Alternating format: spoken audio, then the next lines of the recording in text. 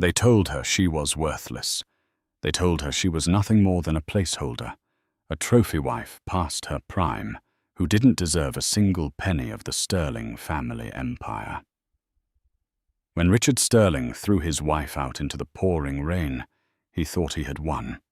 He thought his iron-clad prenuptial agreement would leave her destitute while he ran off with his younger mistress.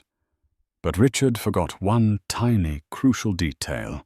He never actually checked who his wife really was. He didn't know that the woman he was discarding held a name so powerful that merely whispering it in a courtroom would make the judge stand up in fear. This is the story of the most brutal divorce in high society history, and the shocking twist that no one saw coming. The mahogany doors of the Sterling estate didn't just close. They slammed with a finality that echoed in Charlotte's chest. It was raining. Of course it was raining. It felt like a cliché from a bad movie, but as the icy water soaked through her thin cashmere sweater, the shivering reality set in.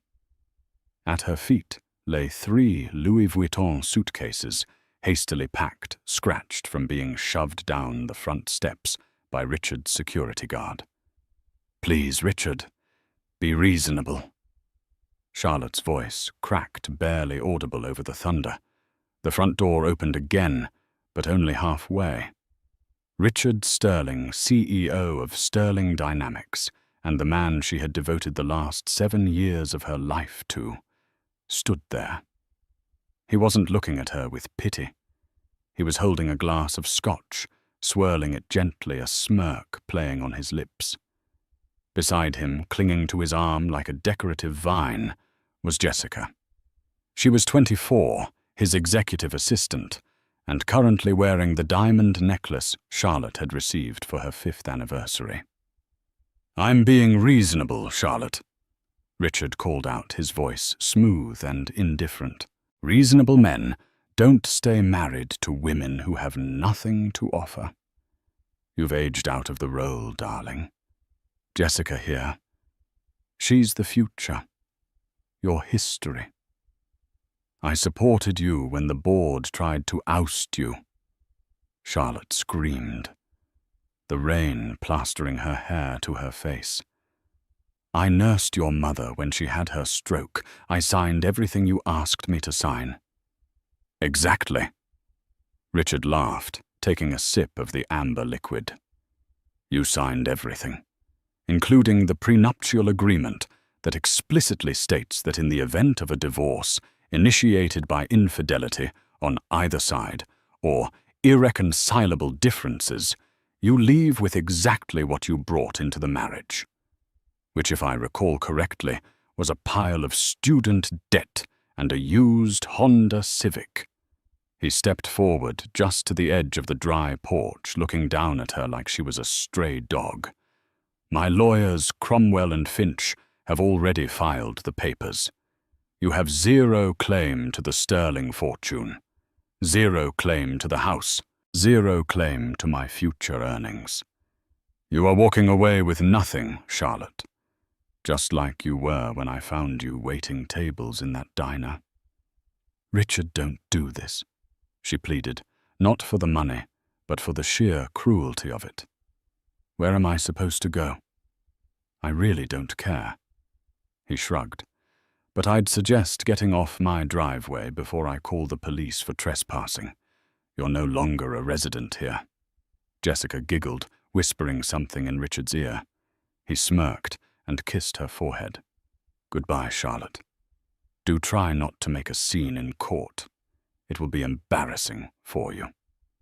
The heavy door slammed shut again. The click of the deadbolt was the loudest sound in the world. Charlotte stood there for a long time, the rain mixing with the hot tears streaming down her face. She looked at the closed door, the symbol of the life she thought was real. She had loved him. She really had. She had hidden her past, her identity, and her potential, just to be the supportive, submissive wife he wanted. She had dimmed her own light so he could shine, and this was her reward. Slowly, the trembling in her hands stopped.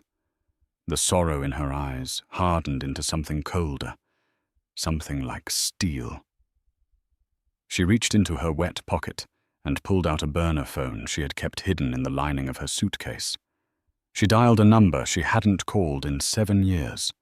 It rang once, twice. "Hello," a gruff, elderly voice answered. "This is a private line. Who is this, Uncle Arthur?" Charlotte said, her voice no longer shaking. "It's me, it's Lottie." There was a profound silence on the other end, then a sharp intake of breath. "Charlotte. My God, is it really you? We thought, after you ran away, we thought you were gone for good." "I need a favor, Arthur," she said, looking up at the bedroom window where the lights had just turned off. "I need you to reactivate the trust, and I need the best litigator at Holloway, Pierce & Associates ready by Monday morning." "The trust," Arthur stammered. "Charlotte, if you reactivate the trust, the confidentiality clause breaks. The world will know. He will know." "That's the point," Charlotte whispered, wiping the rain from her eyes. "He wanted a divorce. I'm going to give him a war." 3 weeks later, Richard Sterling was sitting in the high-rise conference room of Sterling Dynamics, feeling like the king of the world. "The merger is all but guaranteed, Richard," his CFO, a nervous man named Greg, said, while pointing at the charts.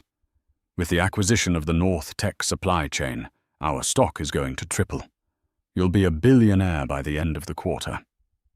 Richard leaned back in his leather chair, propping his feet up on the mahogany table. "And the divorce, clean cut." Greg nodded. "We've got Judge Harrison presiding. Well, let's just say he owes your father a few favors from back in the day. Plus, he's old school. He hates gold diggers.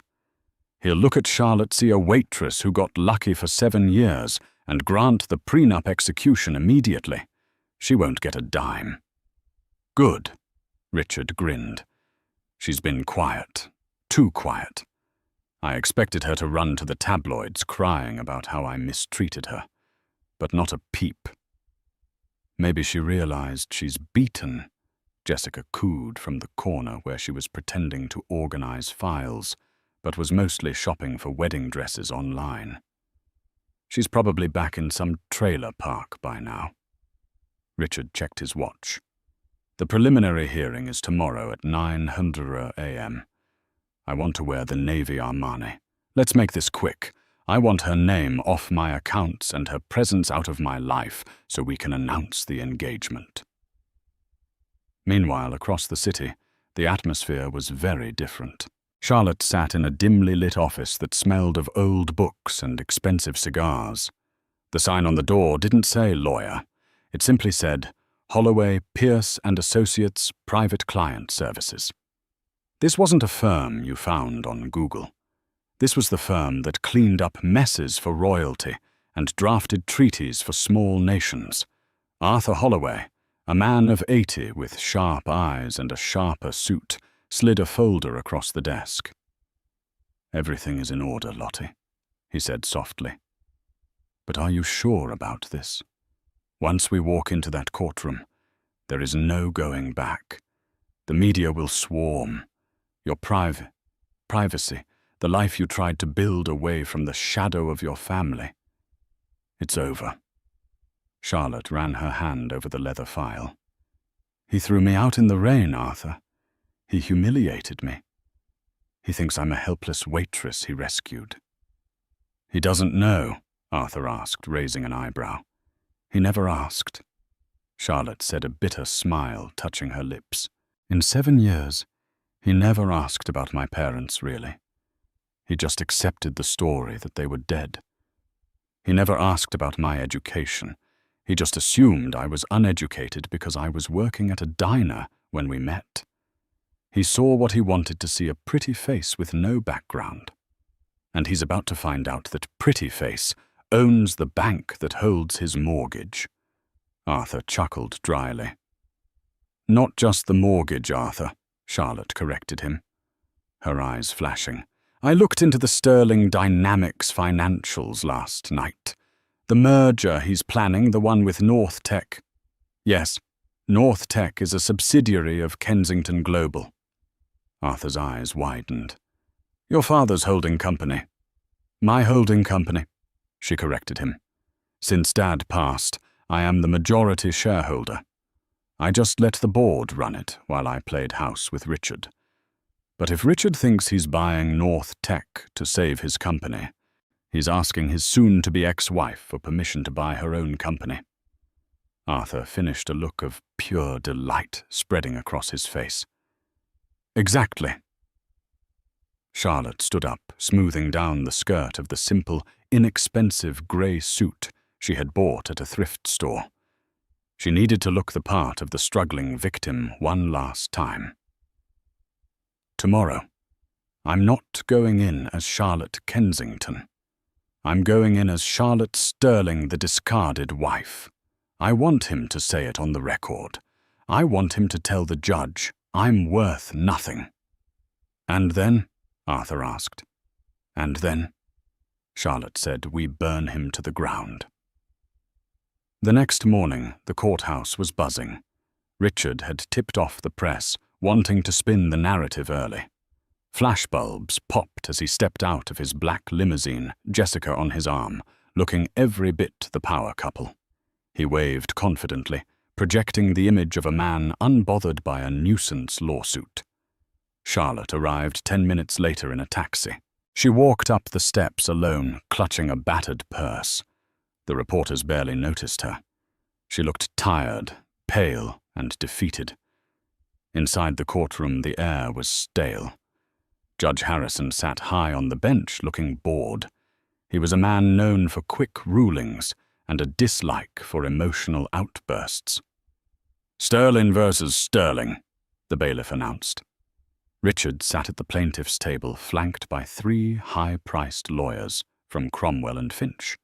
They had stacks of binders' charts and the prenuptial agreement blown up on a poster board. Charlotte sat at the defendant's table alone. The seat beside her was empty. Mrs. Sterling. Judge Harrison peered over his glasses. You are unrepresented. Charlotte stood up. Her voice small. My attorney is running a few minutes late, Your Honor. Traffic. Richard snorted loudly enough for the back row to hear. She probably couldn't afford a lawyer. Your Honor, if she needs a public defender, we can wait. I don't need a public defender, Charlotte said, her voice strengthening slightly. We are on a tight schedule, Judge Harrison snapped. If your counsel isn't here in 2 minutes, we proceed without them. Mr. Cromwell, please state your opening. Richard's lead lawyer, a shark named Marcus Cromwell. No relation to the band name, just a coincidence of the trade, stood up, buttoning his jacket.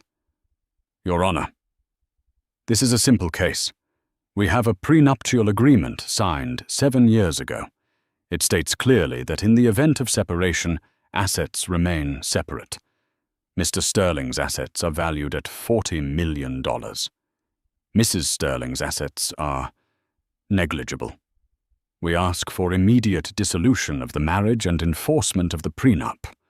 It seems straightforward, the judge nodded, looking at Charlotte with disdain. Mrs. Sterling, do you contest the validity of the prenup? I do, Your Honor, Charlotte said. On what grounds? Richard interjected, laughing. Did you not read it? It was written in English, not quantum physics. On the grounds of fraudulent misrepresentation of assets, a deep voice boomed from the back of the courtroom. The heavy double doors swung open. The room went silent. Walking down the center aisle wasn't just a lawyer. It was Arthur Holloway. And he wasn't alone.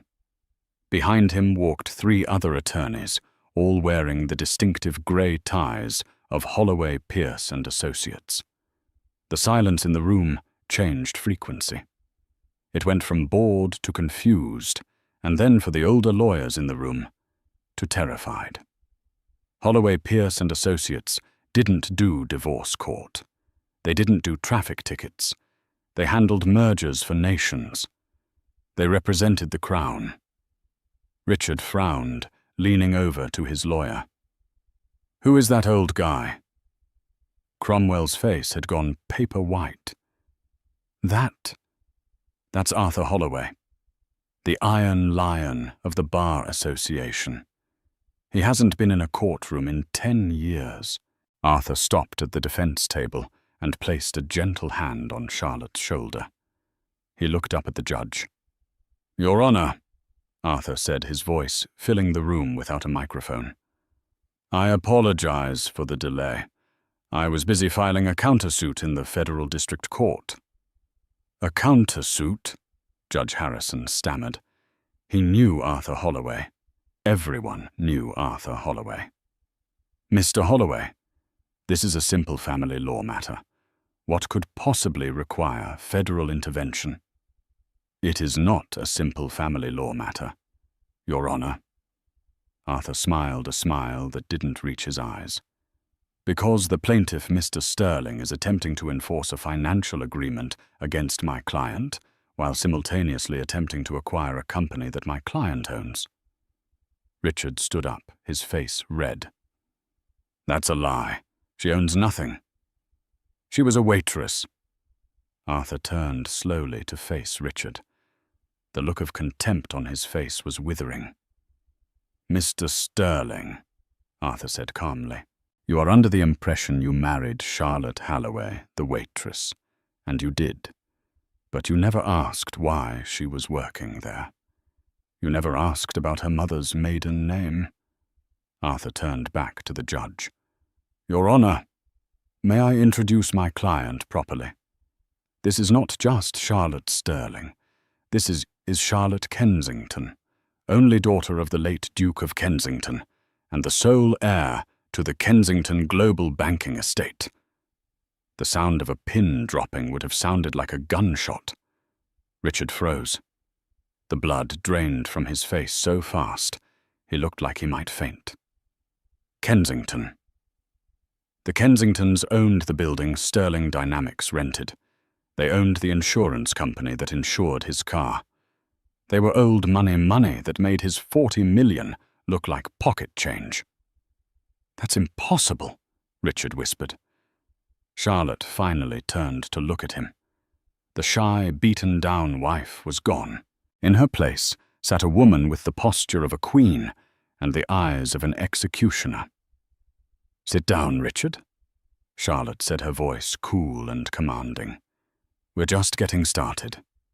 The silence in courtroom 4B was heavy, the kind of silence that precedes a natural disaster. Richard Sterling stood frozen, his mouth slightly open, looking from the stoic face of Arthur Holloway to the icy, composed visage of the woman he had married 7 years ago. "Kensington." Richard finally choked out the name, tasting like ash in his mouth. That's absurd. Charlotte's father was a mechanic from Ohio. She told me that herself." Charlotte remained seated, her hands folded neatly on the table. She didn't speak. She let Arthur do the talking. The older lawyer adjusted his glasses, pulling a sheet of paper from the thick file. "My client told you her father fixed things and liked to work with his hands," Arthur corrected smoothly. "The late Duke of Kensington was indeed an avid restorer of vintage automobiles. He spent most of his time in his garage. You, Mr. Sterling, assumed mechanic because it fit the narrative you constructed for my client, simple, poor, and beneath you." Judge Harrison cleared his throat. The arrogance had vanished from his demeanor, replaced by a sheen of nervous sweat. He was up for re-election next year, and the Kensington family was a major donor to the Judicial Oversight Committee. He couldn't be seen bullying the Kensington heiress. "Mr. Holloway," the judge said, his voice trembling slightly, "while this revelation regarding Mrs. Sterling's lineage is surprising, does it materially affect the case The plaintiff is requesting the enforcement of the prenuptial agreement. Oh, we are more than happy to enforce the prenuptial agreement, Your Honor, Arthur said, a predatory smile crossing his face. Richard's lawyer, Marcus Cromwell, looked up sharply. He was a smart man, and he knew that when a lawyer like Arthur Holloway agreed to something, it was a trap. "Wait a minute," Cromwell muttered.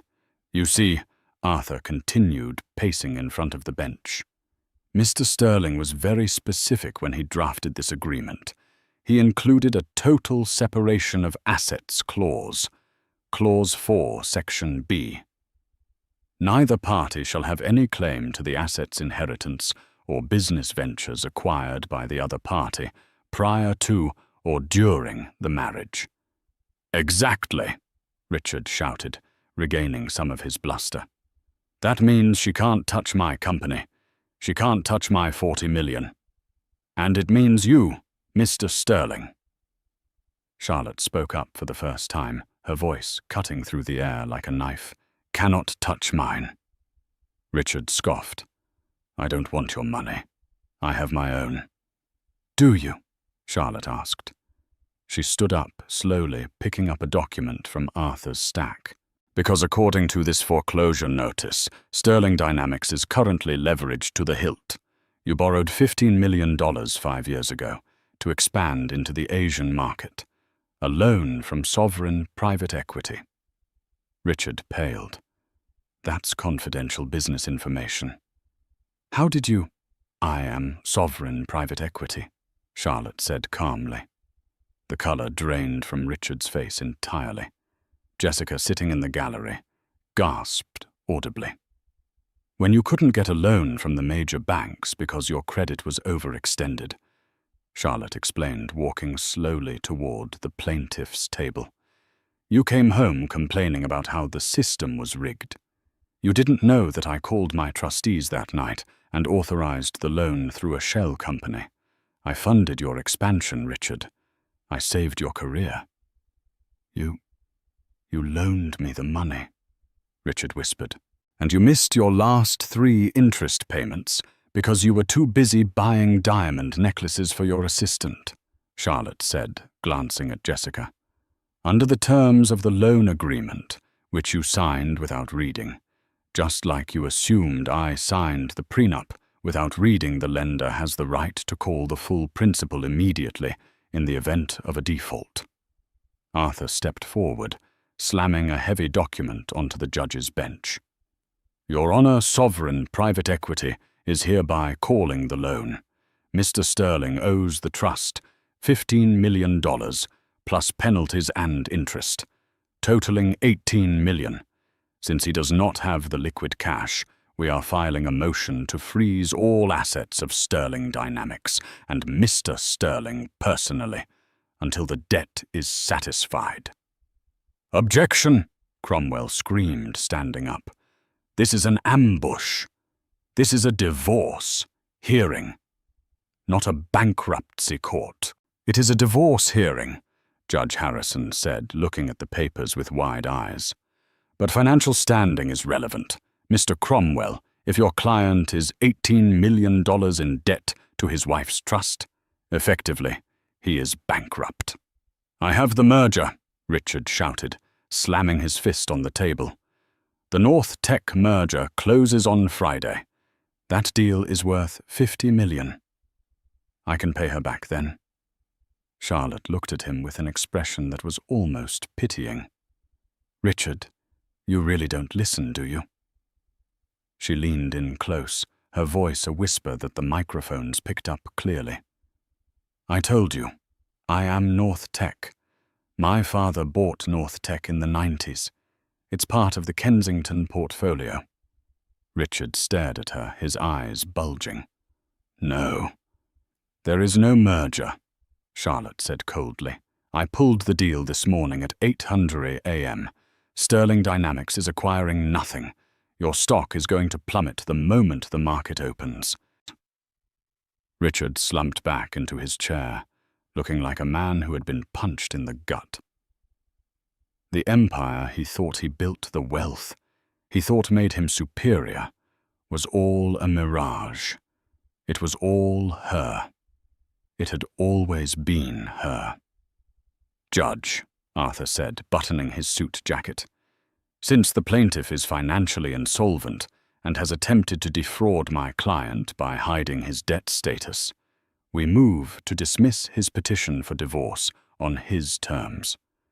We are countersuing for full dissolution based on adultery and financial misconduct. And we are requesting immediate possession of the marital home as it was used as collateral for the defaulted loan." Judge Harrison didn't hesitate. He banged his gavel. "Motion granted. Assets frozen. The marital home is returned to Mrs. Sterling, effective immediately. Mr. Sterling, you have 24 hours to vacate the premises." Richard looked up, his eyes wild. "You can't do this. I'm Richard Sterling." "Not anymore," Charlotte said, turning her back on him. "No, you're just a trespassing tenant." The rain had stopped when Richard stumbled out of the courthouse, but the storm in his life was just beginning. Reporters swarmed him. Usually Richard loved the press. He loved the attention. But today the questions were like daggers. "Mr. Sterling, is it true you're bankrupt? Is it true your wife owns your company? Are you being evicted?" He pushed through them, shoving a cameraman aside. Jessica was trotting behind him, struggling to keep up in her heels. She looked terrified. The confident, smug mistress from the morning was gone. "Richard, wait," she cried, grabbing his arm as they reached the limo. "What does this mean? What about the condo you promised to buy me? What about the Paris trip?" Richard spun around, his face purple with rage. "Shut up. Just shut up, Jessica. Can't you see what's happening? She played me. She played me for 7 years. He threw himself into the back of the car. Jessica hesitated, then climbed in. The driver, a man named Frank, who had been with Richard for years, looked in the rearview mirror. "Where to, Mr. Sterling?" "The office," Richard snarled. "Drive fast. I need to get to the board before she does." He pulled out his phone, his fingers trembling as he dialed Greg, his CFO. It went straight to voicemail. He dialed the chairman of the board, a stern man named Jonathan Hayes. Voicemail. "Damn it!" Richard threw the phone against the leather seat. "Richard," Jessica whispered, shrinking into the corner. Maybe we should just apologize if she has that much money. Maybe she'll give you a settlement just to make you go away." Richard laughed, a harsh, manic sound. "Apologize to Charlotte." "She was a waitress, Jessica. I saved her from a life of serving coffee. She should be grateful I married her at all. This is a misunderstanding. Once I explain to the board that this is just a bitter ex-wife trying to sabotage the company, they'll back me. I'm the founder. They can't run Sterling Dynamics without me." The car screeched to a halt in front of the gleaming glass tower of the Sterling building. Richard didn't wait for Frank to open the door. He burst out storming through the lobby. The receptionist, a young woman who usually greeted him with a bright smile, looked down at her desk, refusing to make eye contact. The security guard, usually quick to salute, pretended to be busy with his radio. Richard ignored them, jamming his finger against the elevator button. Come on. When the doors opened on the top floor, the executive suite, the atmosphere was wrong. Usually it was bustling with energy. Today it was silent. People were packing boxes. Richard ran down the hallway to the boardroom. The double glass doors were closed. He could see silhouettes inside. "They're having a meeting without me," he hissed. He threw the doors open. "What the hell is going on here?" The room fell silent. Around the long oval table sat the 12 members of the board of directors. At the head of the table, his seat sat a man he didn't recognize. He was young, sharp-featured, wearing a suit that cost more than Richard's car. "You're late, Mr. Sterling," the man said calmly. "Who are you?" Richard demanded, marching forward. "Get out of my chair. Jonathan, why is this stranger in my seat?" Jonathan Hayes, the board chairman, didn't look at Richard. He looked at the paperwork in front of him. "Richard, please, sit down." "I will not sit down," Richard roared. "I am the CEO of this company. I want an explanation." "The explanation," the young man at the head of the table said, "is that you no longer hold a controlling interest in this firm." "Liar," Richard spat. "I own 51% of the voting stock." "You did," the man corrected. "But you pledged 20% of that stock as collateral for a personal line of credit with Vanguard Holdings 3 years ago. A line of credit you defaulted on this morning when your assets were frozen by the court." Richard froze. He had forgotten about the Vanguard loan. It was a small bridge loan he used to buy his yacht. "Vanguard called the debt," the man continued, "and they exercised their right to seize the collateral. They then immediately sold that 20% block of stock to a private investor." "Who?" Richard whispered, though he already knew the answer. The dread pooling in his stomach was cold and heavy. The side door of the boardroom opened. Charlotte walked in. She had changed out of her courtroom thrift store suit. She was now wearing a tailored white power suit that radiated authority. Her hair was pulled back in a sleek bun. She didn't look like a waitress. She looked like exactly what she was, a woman who owned the building.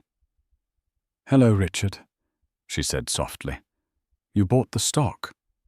Richard said, his voice shaking.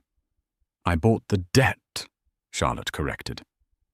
"And then I took the stock, which combined with the shares my family trust has been quietly acquiring over the last 6 months, brings my total ownership of Sterling Dynamics to 65%. She walked over to the head of the table. The young man stood up and moved aside respectfully. Charlotte placed her hands on the back of the leather chair, Richard's chair. "I am the majority shareholder," Charlotte announced, looking around the room at the board members. "And my first motion as controlling owner is to call for a vote of no confidence in the current CEO, Richard Sterling, citing gross financial negligence, reputational damage, and corporate fraud." "Seconded," Jonathan Hayes said immediately, finally looking at Richard with disgust. "You lied to us about the North Tech merger, Richard. You told us it was a done deal. You didn't tell us you were trying to buy your wife's company." "I move for immediate termination," Charlotte said. "All in favor?" Jonathan asked. Every hand in the room went up. "Richard Sterling," Charlotte said, her voice devoid of emotion. "You are fired. Security will escort you out. You have 10 minutes to clear your desk. Take only personal items. Any company property, laptop, phone, car keys stays." "You can't do this!" Richard screamed, lunging toward her. 2 large security guards stepped out from the shadows blocking his path. One of them grabbed Richard's arm. "Don't touch me!" Richard yelled, thrashing. "I built this. This is mine. It was never yours, Richard," Charlotte said, her eyes sad but firm. "You built it on my money, my support, and my patience, and you threw it all away because you thought you could do better." She looked past him to the doorway, where Jessica was standing, watching in horror. "And you," Charlotte said to the mistress. "Jessica, isn't it?" Jessica nodded, trembling. "You're the executive assistant, correct?" Yes, Mrs. Sterling," Jessica stammered. "You're fired too," Charlotte said. "Inefficiency and gross misconduct. Clear your desk." Charlotte sat down in the CEO's chair, turning her attention to the board. Now, gentlemen, let's discuss how we're going to clean up this mess and rebrand.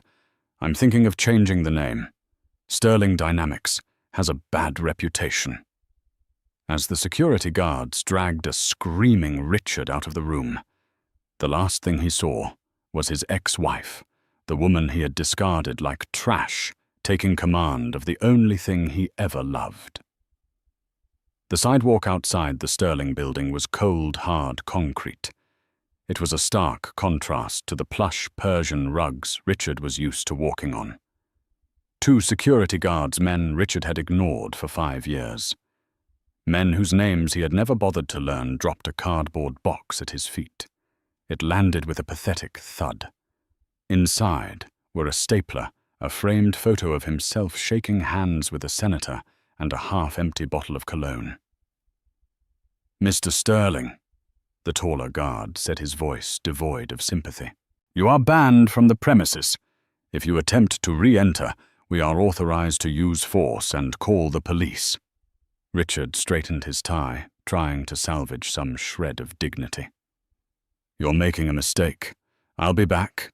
I'll sue this entire company into the ground." "Good luck with that, sir," the guard said, turning his back and keying his radio. "Subject is off the property." Richard turned to the curb where his sleek black limousine was idling. Frank, his driver, was standing by the rear door. Richard sighed, relieved. At least he had the car. He could go to the country club, regroup, and call his contacts. "Frank, take us to the St. Regis," Richard commanded, reaching for the door handle. Frank stepped in front of the door, blocking him. "I can't do that, Mr. Sterling."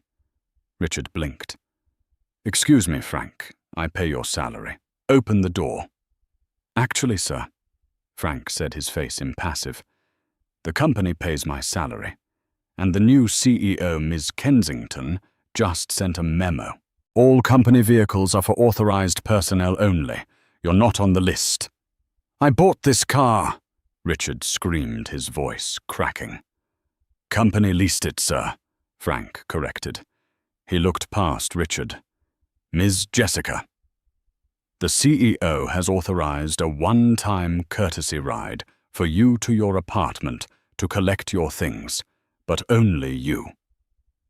Richard spun around to look at Jessica.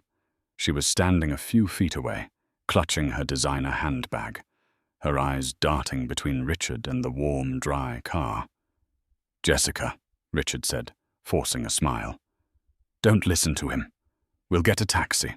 We'll go to the penthouse. I'll fix this." Jessica looked at Richard. She looked at his messy hair, his red face, the cardboard box of junk at his feet. Then she looked at the limousine.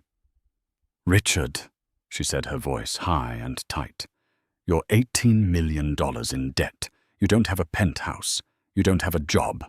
"I have potential. I have connections," Richard pleaded, stepping toward her. "Baby, we're a team. You and me against the world. Remember." Jessica took a step back, a look of genuine disgust crossing her face. "I didn't sign up for against the world, Richard. I signed up for the yacht. I signed up for the Hamptons. If you're broke, you're just a 45-year-old man with a bad temper and a foreclosure notice." She sidestepped him and slid into the back of the limousine. "Jessica!" Richard yelled as she slammed the door. Frank got into the driver's seat. The window rolled down 1 inch. Jessica's eyes were visible. "Don't call me," she said. "I'm going to change my number." The window rolled up. The limousine pulled away, merging into traffic, leaving Richard standing alone on the curb with his box of office supplies. He stood there for a full minute, unable to process the speed of his collapse. 2 hours ago, he was a titan of industry. Now he was a pedestrian. "Fine," he muttered, kicking the cardboard box. "I don't need them. I have friends." He pulled out his personal cell phone. He dialed Brad Forrester, an investment banker he had played golf with every Sunday for 10 years. Brad owed him. Richard had given Brad insider tips that made him millions. Ring, ring, ring. "Hello?" Brad's voice answered. Brad. Thank God, Richard said, putting on his bravado voice. Listen, I'm in a bit of a bind. Hostile takeover. Crazy ex-wife drama. You know how it is. I need a place to crash for a few nights and maybe a bridge loan. Just a couple $100,000 to get my legal team moving. There was a long pause on the line. Richard, Brad said, his tone icy. I heard. Yeah, it's a mess, but I'll bounce back. I just need... You're not listening, Richard.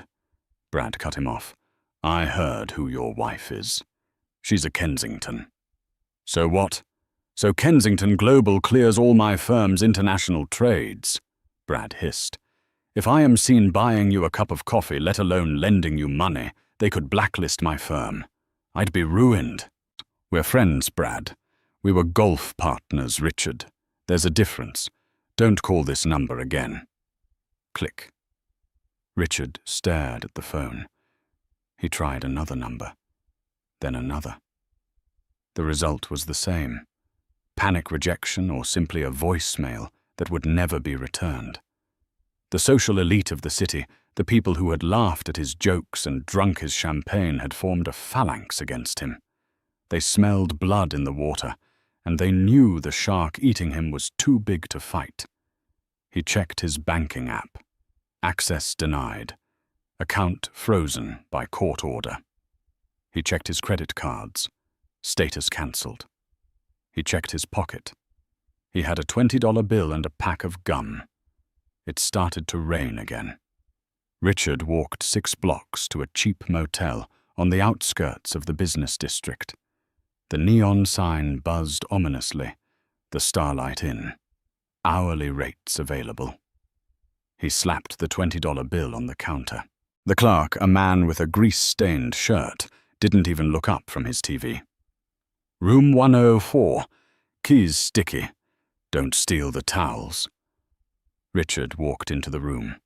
It smelled of stale smoke and mildew. He sat on the sagging mattress, still wearing his $3,000 suit. He put his head in his hands. Rage began to boil in his stomach. It wasn't fair. She had lied to him. She had trapped him. She thinks she's won, Richard whispered to the peeling wallpaper. She thinks she can just erase me. I know things. I know where she keeps her secrets. He remembered something. 7 years ago, when they first moved into the Sterling estate, Charlotte had insisted on keeping one room locked. Her private study, she called it. She said it was where she painted. Richard, uninterested in her hobbies, had never bothered to go in. He respected it only because he didn't care. But now he wondered. Why would a waitress need a private study?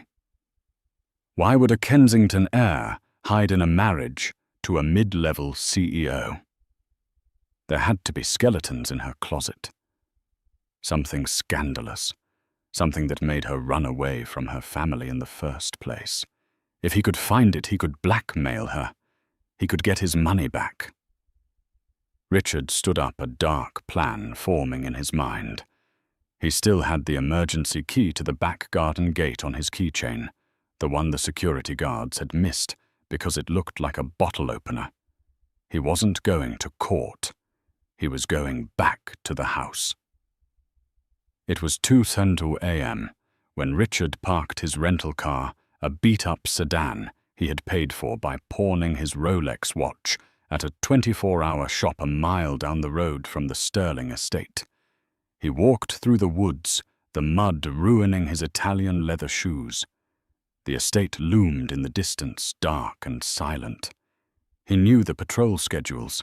He knew where the cameras were. He had installed them, after all. He reached the back garden gate. His hand trembled as he inserted the bottle opener key. It turned. Click. Still works. He grinned, slipping inside the grounds. He crept through the shadows of the manicured hedges. The house was dark. Charlotte was probably asleep in the master bedroom. His bedroom. The thought made his blood boil, but he pushed it down. He needed leverage, not a confrontation. Not yet. He bypassed the alarm system by cutting the external wire to the box near the garage, a flaw in the system he had meant to fix for years, but never got around to. He shimmied open the kitchen window. He dropped onto the tile floor, holding his breath. Silence. He moved through the house like a ghost. It felt different. The air smelled different, lighter, cleaner. His gaudy gold statues were gone. The heavy velvet drapes were pulled back. Even in the dark, he could feel that she had already erased his taste from the home. He reached the door to the private study on the second floor. It was locked, of course. Richard took a screwdriver he had swiped from the pawn shop and jammed it into the lock mechanism. He wasn't worried about being subtle anymore. He twisted hard. The wood splintered. The door popped open. Richard clicked on his small flashlight and stepped inside. He expected to find a safe, or stacks of cash, or maybe illicit love letters. Instead, he found a nursery. The room was painted a soft pastel yellow. There was a crib in the corner covered in a dust sheet.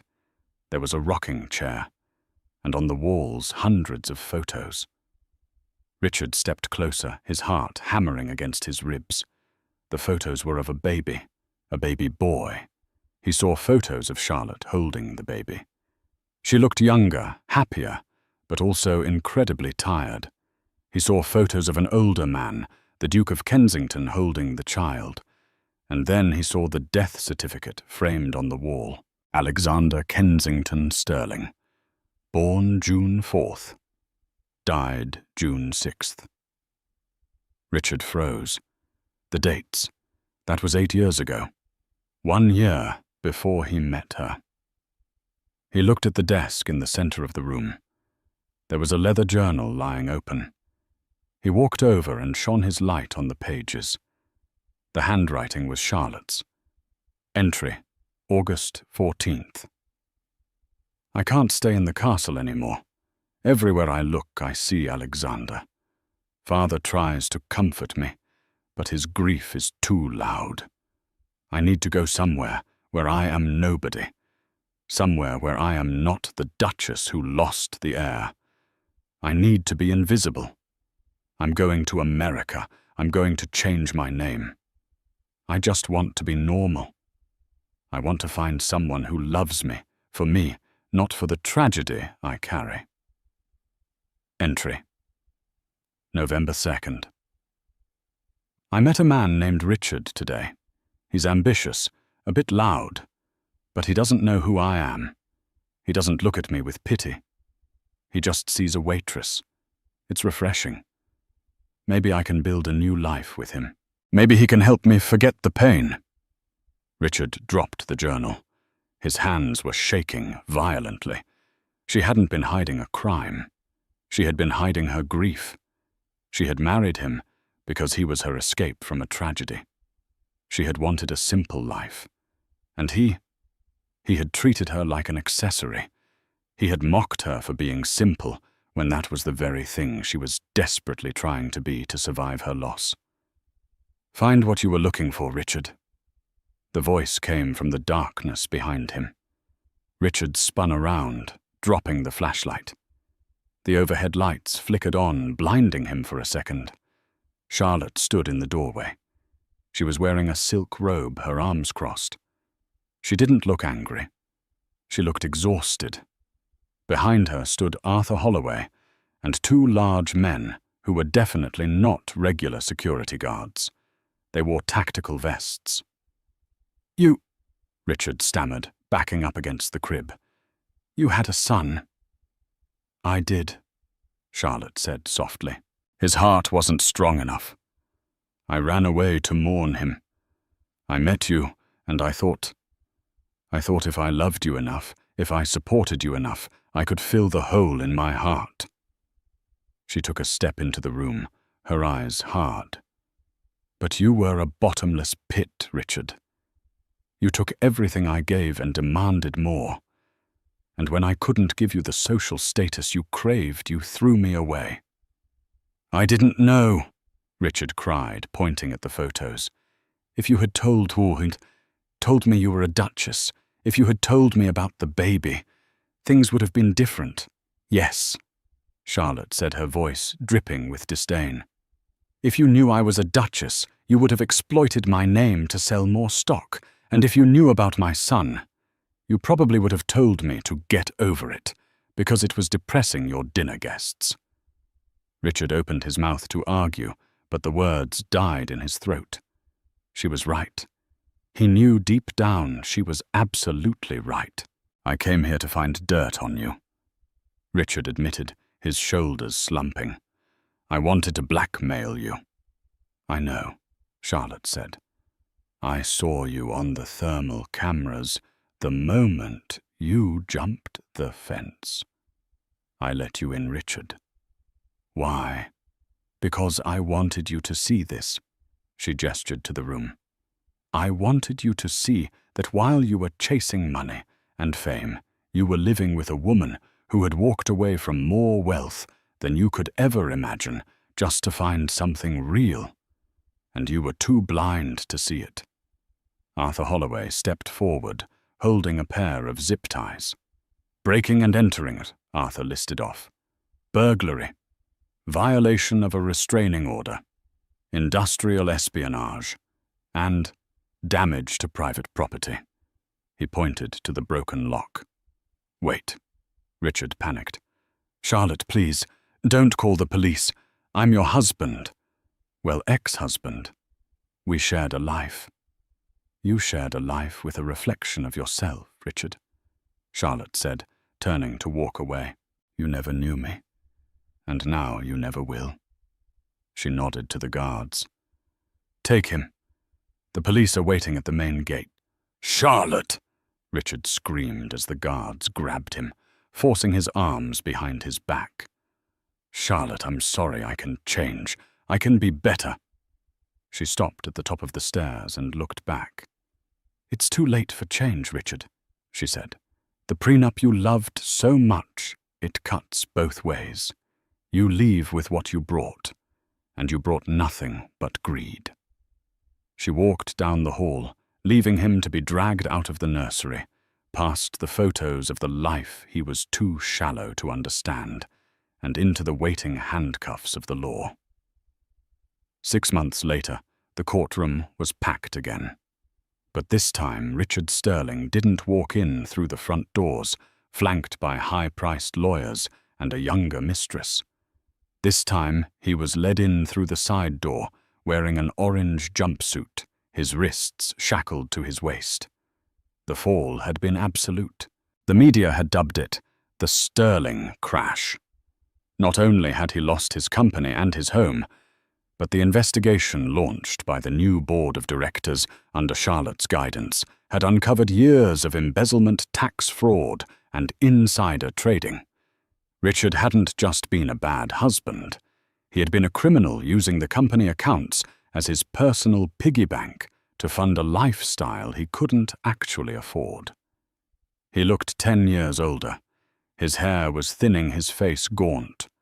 When he sat down at the defendant's table, his public defender, an overworked young man who clearly didn't want to be there, barely acknowledged him. On the other side of the aisle sat Charlotte. She wore a simple navy dress. She looked serene, untouchable. Beside her, Arthur Holloway sat like a stone gargoyle guarding his queen. Judge Harrison, looking significantly more respectful than he had during the divorce hearing, shuffled his papers. "Mr. Sterling from Waswar." The judge began, his voice echoing in the silent room. "You are here for sentencing regarding the charges of grand larceny, corporate fraud, and breaking and entering. You have pleaded guilty to all counts." "I had no choice," Richard muttered, his voice raspy. "They cornered me." You cornered yourself, the judge snapped. You have destroyed a legacy, defrauded investors of millions, and attempted to intimidate a witness. The judge turned his attention to Charlotte. Excuse me, Ms. Kensington. Before I pass sentence, do you have a victim impact statement? The courtroom held its breath. This was the moment everyone had been waiting for, the moment the waitress finally spoke to the tycoon. Charlotte stood up. She didn't walk to the podium. She stood right where she was, her gaze fixed on the man she had wasted 7 years on. I don't have a long statement, Your Honor. Charlotte said, her voice clear and melodic. For 7 years, this man told me who I was. He told me I was lucky. He told me I was small. He told me I was nothing without him. She paused, letting the words hang in the air. Richard couldn't even meet her eyes. He stared at the table, a tear tracing a path through the grime on his cheek. But the truth is, Charlotte continued, he was the one who was small. He was so terrified of being ordinary that he couldn't recognize something extraordinary, even when it was sleeping in the bed next to him. He wanted a trophy, Your Honor. He didn't want a partner. And when you treat people like objects, you shouldn't be surprised when they turn out to be heavier than you can lift. She looked at the judge. I don't ask for vengeance. Vengeance is for people who are still hurt. I am not hurt anymore. I am just finished. I ask for the maximum sentence not because I hate him, but because society needs to be protected from men who think the world owes them everything. She sat down. The silence that followed was heavy. It wasn't the silence of fear. It was the silence of finality. Richard Sterling, Judge Harrison said, banging his gavel once. For the crimes committed, I sentence you to 15 years in a federal correctional facility with no possibility of parole for the first 10. Furthermore, you are ordered to pay restitution in the amount of $18 million. Since you have no assets, your future wages, should you ever earn any, will be garnished by 80% until the debt is paid. Richard slumped forward, putting his head on the table. A sob escaped his throat. 15 years. He would be 60 years old when he got out. He would be an old man with nothing. Court is adjourned, the judge announced. The bailiff moved in, grabbing Richard by the arm. Let's go, Sterling. As they dragged him up, Richard looked back one last time. Charlotte, he cried out, desperation in his eyes. Charlotte, please, just tell me one thing. Did you ever love me? Was any of it real? Charlotte stopped packing her bag. She turned slowly. She looked at the pathetic figure in orange, the man who had thrown her out into the rain, without a second thought. I loved the man I thought you were, Richard, she said softly. But that man never existed. He was just a costume you wore to trick the world, and I don't love costumes. She turned her back on him and walked toward the heavy oak doors. Arthur opened them for her. Outside, the sun was shining. It was a bright, blinding white light. The paparazzi were there, but they kept a respectful distance. They didn't shout questions at her anymore. They knew who she was now. She wasn't the discarded wife. She was Charlotte Kensington, the Duchess of Wall Street. She walked down the steps, took a deep breath of the fresh air, and smiled. For the first time in 7 years, she was free. Richard Sterling served 12 years of his 15-year sentence. When he was released, the world had moved on. Sterling Dynamics no longer existed. It had been absorbed into the Kensington Empire and rebranded as Kensington North, a leading charitable tech firm that provided affordable housing solutions. Richard ended up working as a dishwasher in a small diner in New Jersey, ironically very similar to the one where he had met Charlotte. He lives in a small studio apartment, and every month, 80% of his minimum wage paycheck disappears to pay off a debt he will never clear. He spends his breaks reading newspapers, telling the younger staff that he used to be a CEO, that he used to be married to a duchess. They just laugh and tell him to get back to scrubbing the pots. Charlotte never remarried. She devoted her life to the Alexander Kensington Foundation, named after her late son. The foundation became the largest supporter of pediatric heart research in the world, saving thousands of children every year. She lives quietly on her family estate, surrounded by friends who know her real name, and more importantly, her real heart. She proved that dignity isn't about the title you hold or the money in your bank account. It's about how you treat people when you think you have the power to destroy them. And in the end, her name didn't just freeze a courtroom. It froze a legacy of greed, shattering it forever. Wow. Talk about instant karma. Richard thought he was throwing out the trash, but he ended up throwing away his entire life. It just goes to show you never really know who someone is until you see how they treat people they think they don't need. What do you think? Did Richard deserve that 15-year sentence, or was losing his fortune enough punishment? Let me know your thoughts in the comments below. If you enjoyed this story of justice served cold, please hit that like button. It really helps the channel. And don't forget to subscribe and ring the notification bell so you never miss another story about the dark side of the rich and powerful. Thanks for watching, and I'll see you in the next video.